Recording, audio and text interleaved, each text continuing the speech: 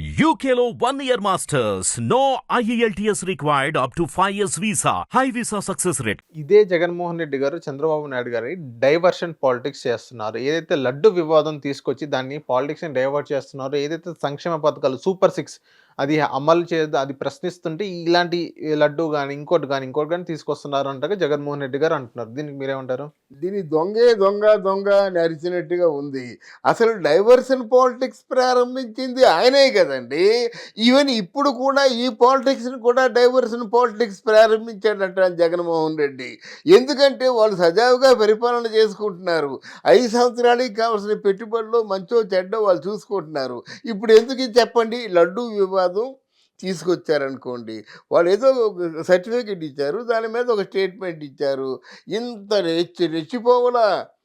10 మంది YCP Paytm batch రెచ్చిపోతూ ఏదేదో మాట్లాడడం, సంబంధం లేని మాట్లాడడం అంతా ఎందుకంటే ఆ లడ్డూలో ఏదో ఇంగ్రీడియంట్స్ అని ఏవో ఉన్నాయంటే అవి లేవు అని చెప్పండి, ఓకే, దేర్ మ్యాటర్. అంతేగాని ఇంత సమయాన్ని మీరు దీన్ని దుర్వినియోగం చేయడం ఎందుకు? ఆయన దీక్షలో దిగడం ఎందుకు? ఇదంతా కలిసి డైవర్షన్ పాలిటిక్సే కదా, రెచ్చిపోవడమే కదా. మనం రెచ్చిపోతే ఎలాగుంది? రేపొద్దున కేంద్ర ప్రభుత్వం ఆర్ఎస్ఎస్ వాళ్ళు రెచ్చిపోయినట్టు ఇది ఎక్కడికి వెళ్ళి ఆగుతుంది?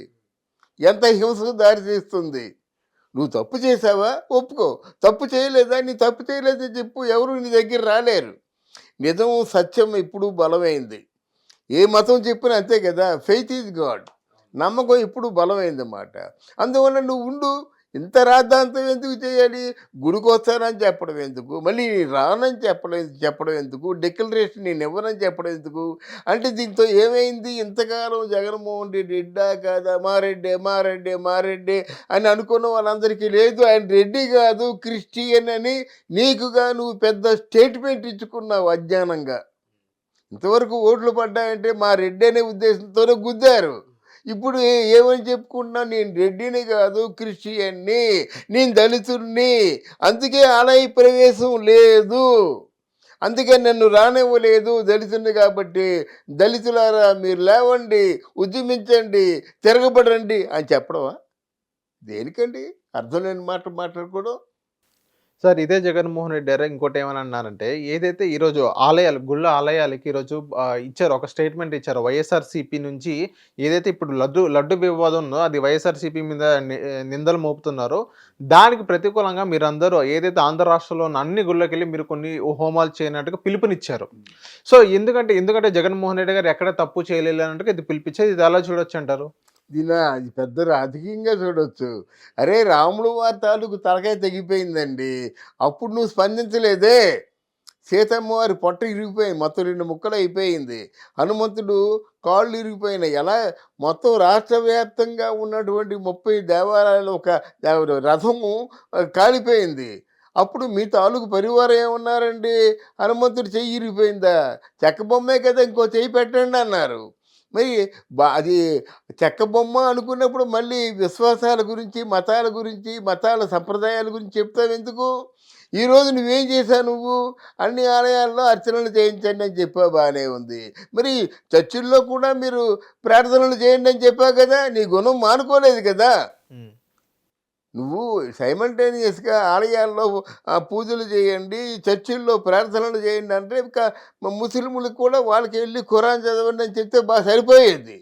ఇది ఎక్కడ రాజకీయం అండి? ఇది దిగజారుడు రాజకీయం. సార్, ఇదే ఆలయ పూజలకి చాలా మంది వైఎస్ఆర్సీపీ నేతలు కానీ, మాజీ మంత్రులు కానీ, మాజీ ఎమ్మెల్యేలు కానీ అందరూ పార్టిసిపేట్ చేస్తున్నారు. వేరేస్ మనం చూసుకున్నట్లయితే కొడాలి నాని గారు దూరంగా ఉన్నారు. ఇంకోటి ఏంటంటే వల్లభనేని వంశీ గారు ఏదైతే టీడీపీ టికెట్ నుంచి గెలిచి మళ్ళీ వైఎస్ఆర్సీపీలోకి వెళ్ళారో అదే వల్లభనేని వంశీ గారు ఇప్పుడు వల్లభనేని వంశీ గారు కానివ్వండి, కొడాలి నాని గారు కానివ్వండి, వీళ్ళిద్దరు దూరంగా ఉన్నారు జగన్మోహన్ రెడ్డి గారికి.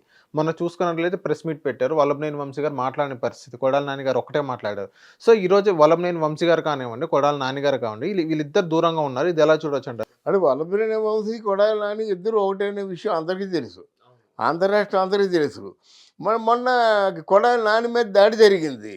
ఆయన నేను కొడాలి నాని ఎవరైతే నాకు ఎన్ని కావాలయ్యా నువ్వు అన్నాడు పోలీసు. దాని తర్వాత పోలీస్ చాలా గట్టిగా వ్యవహరించాడు అనమాట. మాకు ఆర్డర్స్ ఉన్నాయి, ఆర్డర్స్ ప్రకారం మీకు చేస్తా ఉన్నాడు. అమ్మ ఇదేదో కంపెనీగా లాగుందిరా అని చెప్పేసి కొంచెం ఎంతైనా పోలీసు వచ్చి నానా యాగి చేశారు కదా, వాళ్ళు దౌర్జన్యంగా వాళ్ళు పడ్డారు, వాళ్ళు పైన పడ్డారు.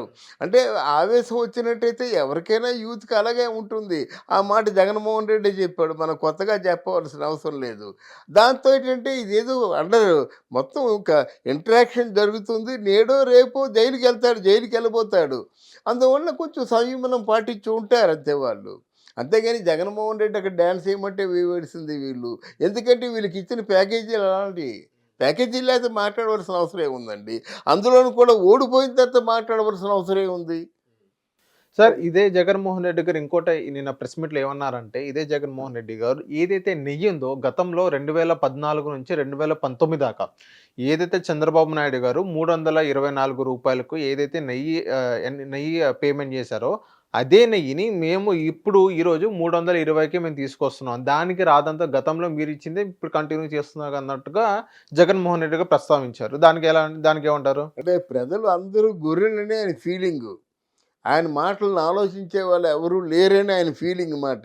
ఆ ఫీలింగ్తోనే సర్వనాశనం అయిపోయాడు.